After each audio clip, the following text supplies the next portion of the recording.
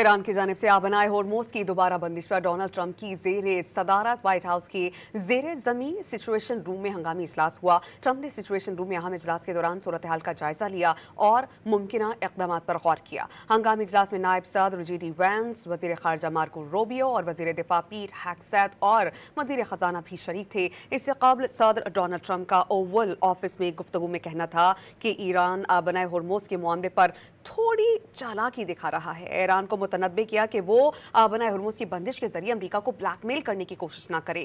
صدر Donald Trump نے ایران کے ساتھ بات چیت کو بہت اچھا قرار دیا۔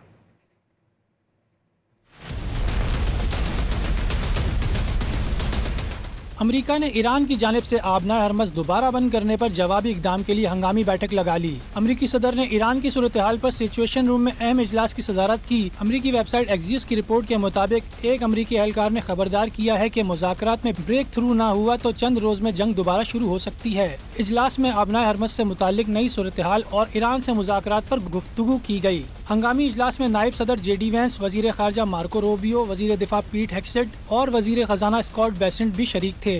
اس موقع پر تہران کے اقدامات پر جوابی حکمت عملی پر بھی سوچ بچار کیا گیا۔ صدر ٹرمپ نے خبردار کیا کہ ایران آبنائے ہرمز کی بندش کے ذریعے امریکہ کو بلیک میل کرنے کی کوشش نہ کرے۔ اوول آفس میں گفتگو کے دوران ٹرمپ کا کہنا تھا کہ ایران آبنائے ہرمز کو بند کر کے چالاکی دکھا رہا ہے، لیکن امریکہ ایسے اقدامات سے بلیک میل نہیں ہوگا۔ ایران گزشتہ 47 سال سے ایسا ہی کرتا آیا ہے۔ ٹرمپ نے ایران کے ساتھ اچھی بات چیت جاری ہونے کا بھی دعویٰ کیا۔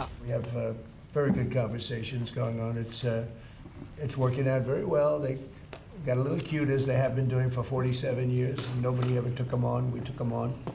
They have no Navy. They have no Air Force. They have no leaders. They have no nothing. Actually, their leaders are, it is regime change. You call that enforced regime change. But we're talking to them. They wanted to close up the strait again, you know, as they've been doing for years. And they can't blackmail us. اس سے پہلے صدر Trump نے کہا تھا کہ ایرانی بندرگاہوں کی امریکی ناکہ بندی اس وقت تک جاری رہے گی جب تک ایران کے ساتھ معاملات 100% تک طے نہیں پا جاتے۔